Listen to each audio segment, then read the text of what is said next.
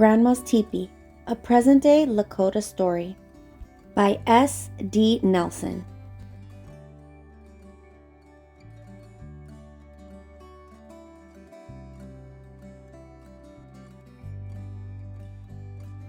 "Oh, Clara, it's so good to see you." Grandma hugged me like she would never let go. She smelled good, like flowers and fresh-baked bread. My cousin Juniper was there too. She lived with our Unchi, our grandma, and went to school on the Standing Rock Reservation where they lived. In the fall, Juniper was going to be in 2nd grade. I was going to be in 3rd. Mom and Dad said I was old enough to come and spend part of the summer with them.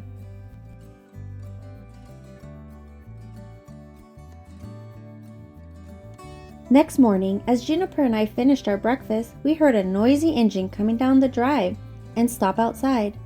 Grandma's eyes brightened. "It's your Uncle Louie. He's brought something special." We ran outside. What a sight! Poles, as long as could be, were lashed atop a pickup truck. Inside the truck bed was a large canvas cloth bundle. Out of the cab stepped a man with a toothy grin, our Uncle Louie. He was big, like a bear. "Well, holy guacamole," he cheered. "It's my 2 nieces and their grandma." He gave us all a hug. "What have you got?" I asked. "It's your Unchi's teepee," he answered. "Actually, it's our family teepee. Your grandmother is the keeper. She'll tell you all about it."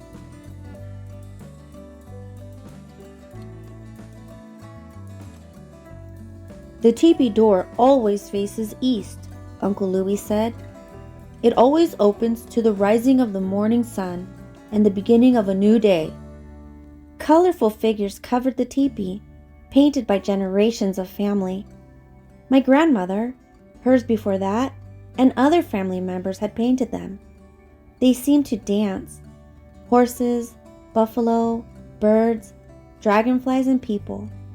At the top, 2 big smoke flaps opened like butterfly wings. They let smoke out from the wood fire, but could be closed when it rained.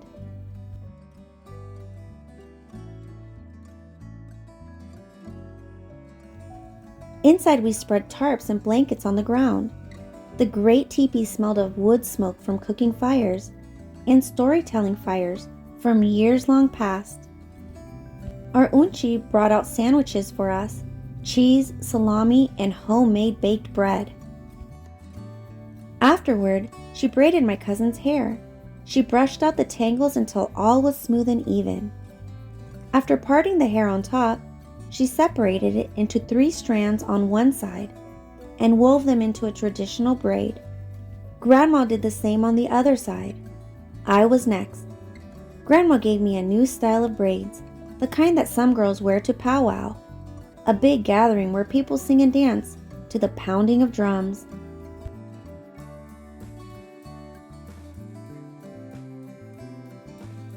That night, Uncle Louie, my Aunt Margaret, and their son joined us, along with other relatives and friends.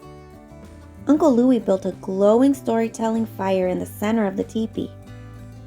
Our Unchi wore the wonderful traditional beaded dress that her grandmother had made many years ago. She spoke, almost whispering, "The circle of our teepee has a story to tell. It is about remembering how to live in the great circle of life. Father Sun and Sister Moon are round and turn in the sky above. Mother Earth, beneath our feet, is a round circle too. She gives us everything we need in this life, food and shelter. We must care for her forests, rivers, and animals. The 4 seasons, summer, autumn, winter, and spring, come and go in a circle. The birds of the air know this teaching. They build their nests in a circle that tenderly holds their clutch of tiny round eggs.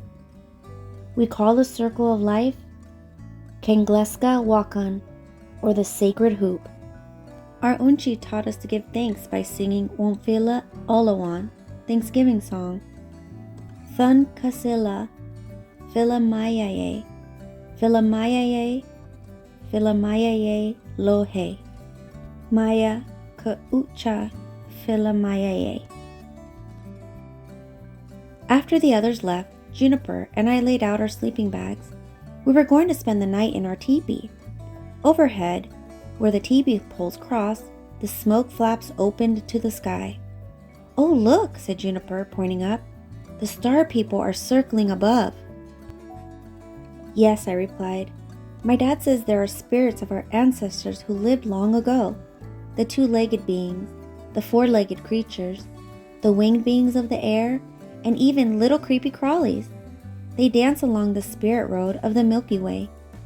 We soon drifted off to sleep and dreams.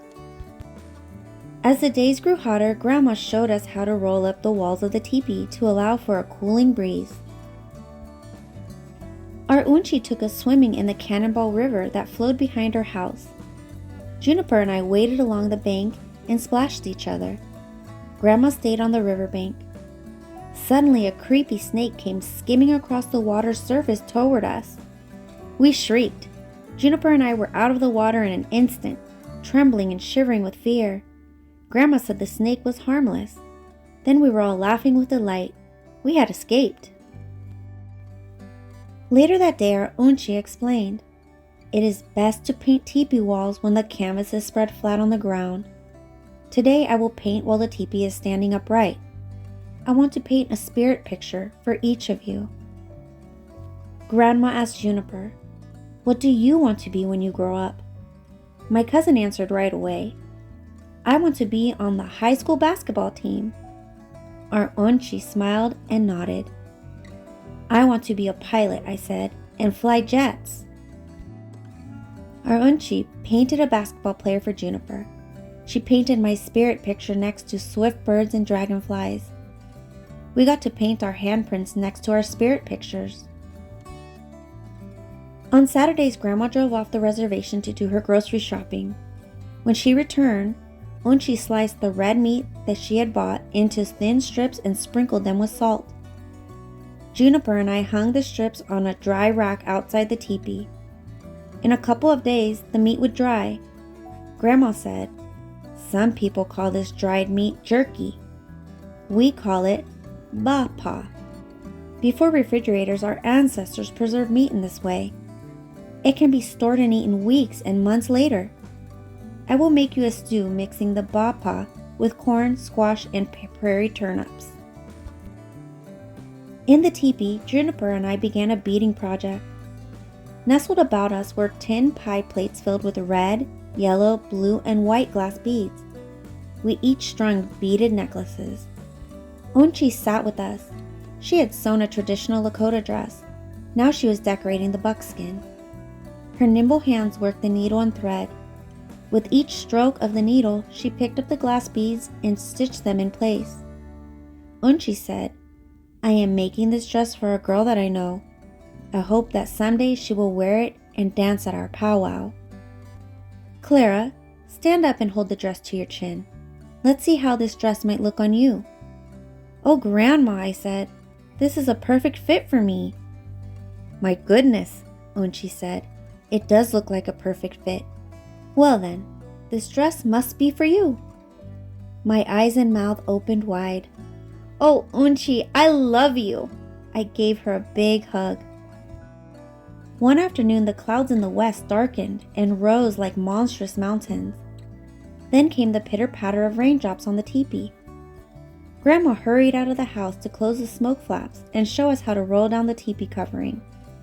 The gentle rapping quickly turned into a downpour. Lightning flashed purple. The thunder beings pounded their great thunder drums. Hailstones pelted the walls, but our teepee stood strong. Inside, we were safe and dry.